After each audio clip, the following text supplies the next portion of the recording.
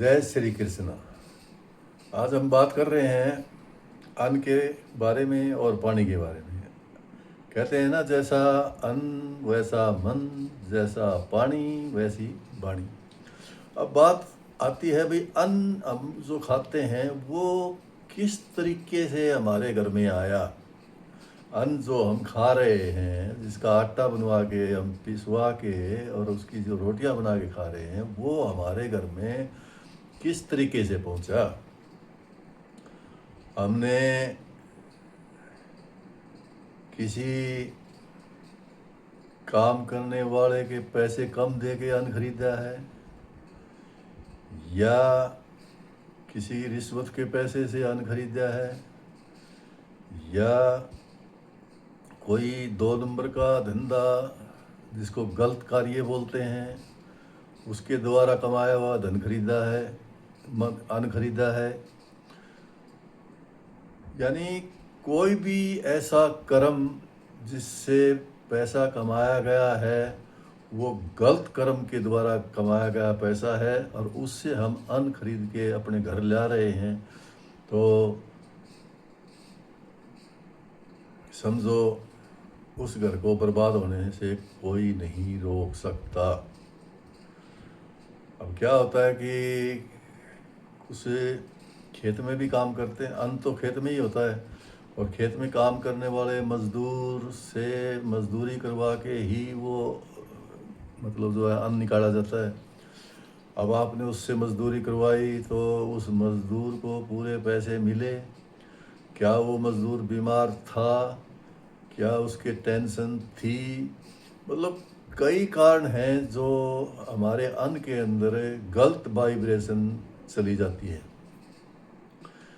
जैसे मंडी का ही देख लो। अब मंडी के अंदर जैसे गेहूँ जाता है, किसान मंडी में गेहूँ लेके जाता है, तो उससे पहले तो किसान के खेत के अंदर कहानी जो बनती है, मतलब भाई उसने मजदूर को कितने पैसे दिए, उसको सही दिए या ना दिए, उसके साथ जाती हुई या ना हुई। अगर जाती हुई है तो उसमें उसने भी, कुदरती बात है, वो बद्दुआ तो देगा ही देगा, यानी नेगेटिव वाइब्रेशन उसके अंदर आएगी ही आएगी, सीधी सी बात है। उसी प्रकार फिर वो वही अनाज जो है मंडी के अंदर आता है। मंडी के अंदर आता है तो मंडी में भी लोग, मजदूर ही काम करते हैं, मजदूर काम करते हैं। उन मजदूरों के अंदर क्या उनको उनकी दिहाड़ी सही मिल रही है?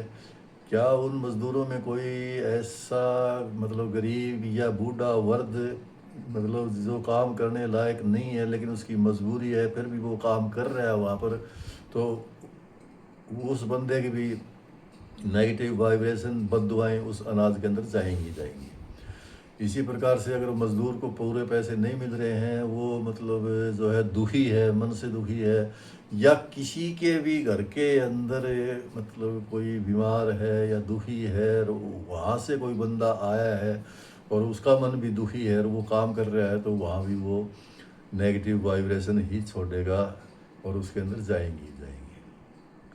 तो सोचने वाली बात यह है कि अन्न हमें कैसा खरीद के लाना चाहिए। अब शुद्ध अन्न तो मेरे ख्याल में तो कहीं पे भी नहीं मिलेगा, कहीं न कहीं कोई ना कोई गड़बड़ तो होती है। एक तो खुद ही हम गड़बड़ करते हैं कि भाई हमारे पास जो पैसा है वो किस तरीके का है, मतलब सही ईमानदारी से धन कमाया हुआ है तो कोई दिक्कत नहीं आएगी, फिर तो कोई दिक्कत नहीं आएगी। अगर ईमानदारी से धन नहीं कमाया हुआ है, या मतलब रिश्वतखोरी है, या कोई चापलूसी है, या किसी मजदूर के साथ जाति की है, ऐसे तरीके से अगर अन्न कमाया हुआ है, तो वो तो भाई दुखी करेगा ही करेगा। मतलब उस अन्न को खाने से क्या क्या होता है, सोचने की बात है। उस अन्न को खाने से क्या होता है, सभी के घर के अंदर, यानी मन जो है, उस अन्न को खाने से मन जो है नफरती मन हो जाएगा, घृणा वाला मन हो जाएगा, क्रोधी मन हो जाएगा। वो जो है शुद्ध विचार उसके नष्ट हो जाएंगे, उसके अंदर भावनाएं जो हैं गलत भावनाएं पैदा हो जाएंगी, घर का माहौल बिगाड़ देगा, आपस में कोई बात नहीं करेगा, एक दूसरे से चिढ़ेंगे, एक दूसरे से गुस्सा करेंगे, बच्चों के ऊपर गुस्सा करेंगे, बूढ़े माँ बाप है उनके ऊपर भी शायद गुस्सा कर दें। तो ऐसे हालात वो नेगेटिव वाइब्रेशन का अन्न खाने की वजह से हो जाता है। अब इसी प्रकार पानी की बात है भाई। पानी जो आता है हमारे पास है, पानी के आने के सिर्फ तीन ही तरीके हैं। मतलब हमारे घर में जो पानी आता है उसके तीन ही तरीके हैं। एक तो पानी आता है नदी नालों से, हमें पानी मिल जाता है। दूसरा पानी हमें मिलता है भाई तालाब वगैरह जो भी होते हैं उनसे भी मिल जाता है। तीसरा पानी हमें ज़मीन के नीचे से मिल जाता है। मतलब यानी एक पानी हमें मिलता है ऊपर से, आसमान से, जैसे वर्षा का पानी जो होता है वो ऊपर से मिलता है आसमान से। एक पानी हमें नीचे से मिलता है जो धरती के नीचे होता है, कुआं लगा लो, नलका लगा लो, जो भी जिससे जिस तरीके से भी निकाला जाए। और एक पानी होता है फिर पहाड़ों से, मतलब बह के जो है हमारे नदी नालों के द्वारा आता है एक पानी। वो तीन तरीके हैं पानी के हमें प्राप्त होने के। अब बात ज़्यादा पानी यूज़ जो किया जाता है वो सिर्फ नदी नालों वाला ही पानी ज़्यादा, सबसे ज़्यादा तालाब का, नदी नाले का, वही सबसे ज़्यादा यूज़ किया जाता है। और उसी पानी के अंदर ही सबसे ज़्यादा नेगेटिव वाइब्रेशन होती है। क्यों होती है कि जब इतनी लंबी लंबी नदियाँ होती हैं, रास्ते में पता नहीं कितने पशु, कितने इंसान, कितने जानवर मर जाते हैं उस पानी के अंदर बहते बहते, उसी के अंदर सड़ जाते हैं और वो पानी मतलब हमारे पास पहुंचता है। और उसी पानी के अंदर जैसे मरे हुए इंसान की अस्थियां जो हैं वो पानी के अंदर ही डाली जाती हैं। तो अब वो जो इंसान मरा था उसके क्या बीमारी थी, कैसा था, उसकी सारी की सारी नेगेटिव वाइब्रेशन पानी के अंदर जाती जाती है। इसी प्रकार से जो पशु या जो इंसान पानी के अंदर डूब के मरा है, तो डूबा है, तो उस टाइम भी उसको कितना दुख होया होगा, या किसी ने मार के उसको पानी के अंदर फेंका है तो उसको भी पता नहीं कितना दुख होया होगा। तो और जो अस्थियां डालते हैं उसमें भी मतलब पता नहीं किस किस तरह के लोग होते हैं। किसी का तो किसी का कैंसर होता है, किसी का टीबी होती है, कोई मतलब किसी तरीके से जल के मरता है, कोई एक्सीडेंट से मरता है, कोई कैसे ही मरता है। मतलब उस टाइम उस आत्मा को कितनी परेशानी होती है। तो वो परेशानी, वो वाइब्रेशन, वो बद्दुआएं जो हैं सारी पानी के अंदर चली जाती हैं, इसमें कोई दो राय नहीं।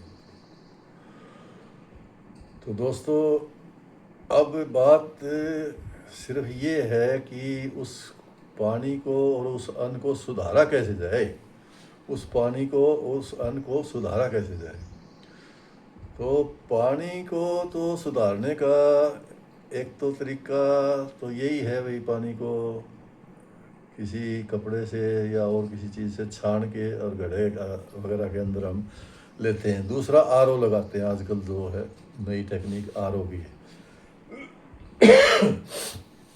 तो उससे पानी तो साफ हो जाता है, लेकिन उसके अंदर जो वाइब्रेशन है, जो नेगेटिव वाइब्रेशन है, जो बददुआएं की, जो चीख पुकार की जो बददुआएं हैं, उनको मिटाने के लिए तो आपको परमात्मा से ही शक्तियाँ आपकी आत्मा द्वारा, ऐसे ही अन्न की और ऐसे ही जब पानी की, दोनों के अंदर हम परमात्मा से जो है ना शक्तियाँ प्राप्त करेंगे। वो कैसे प्राप्त होती हैं? वो ध्यान से और मेडिटेशन से प्राप्त होती हैं। हमने मतलब जैसे अंगूठा और ये उंगली ऐसे लगा के अपने पाँव के ऊपर, हथेली का मुंह ऊपर की तरफ होना चाहिए, आँख बंद होनी चाहिए या खुली रखो, जो मर्जी, आपकी मर्जी है। तो ध्यान परमात्मा की तरफ लगाना ही लगाना पड़ेगा। और ध्यान लगाओगे उसके अंदर आपको मन से बोलो या जुबान से बोलो, जैसे भी मतलब आपको बोलना पड़ेगा, हे पिता परमात्मा, ये अन्न और ये पानी, इसके अंदर बहुत सारी नेगेटिव वाइब्रेशन है। इन नेगेटिव वाइब्रेशन को दूर करने के लिए मैं आपकी शरण में आया हूँ। आप जो है मुझे शक्ति दो, शक्ति दो, भक्ति दो, ऐसी शक्ति दो, ऐसी शक्ति दो कि इस इस पानी के अंदर, इस अन्न के अंदर वो शक्तियाँ समा जाएं और ये जो है बिल्कुल शुद्ध हो जाए। जो भी आत्मा इसको पिएगी, इस अन्न को खाएगी, उसके किसी प्रकार का भी कोई भी वज़न उसके ऊपर नहीं आना चाहिए। वो नेगेटिव वाइब्रेशन से दूर रहे, वो पॉजिटिव वाइब्रेशन में रहे और वो मतलब किसी प्रकार का भी दर्द उसके अंदर ना जाना पाए। इसलिए मैं आपसे प्रार्थना करता हूँ कि उसके अंदर अच्छी से अच्छी वाइब्रेशन मतलब जाए और जो खाने वाला है वो बिल्कुल स्वस्थ रहे, उसके किसी प्रकार की बीमारी ना लगे, उसका दिमाग ठीक रहे, उसकी बुद्धि ठीक रहे, वो प्रेम से भरा रहे, वो पवित्रता अपनाए, वो शांति से रहे, वो सुखी रहे।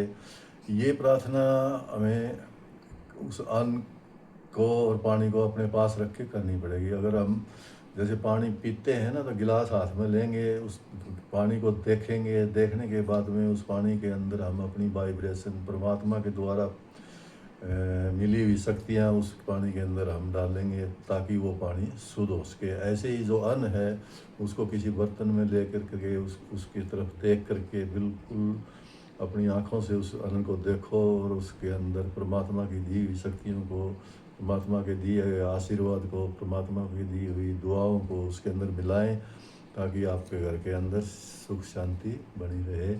और जो फिर जब वो पवित्र हो जाता है तो जब भी हम कोई भी खाना बनाते हैं, किसी भी प्रकार का खाना बनाते हैं, तो उस खाने को उस भोजन को परमात्मा के भोग लगा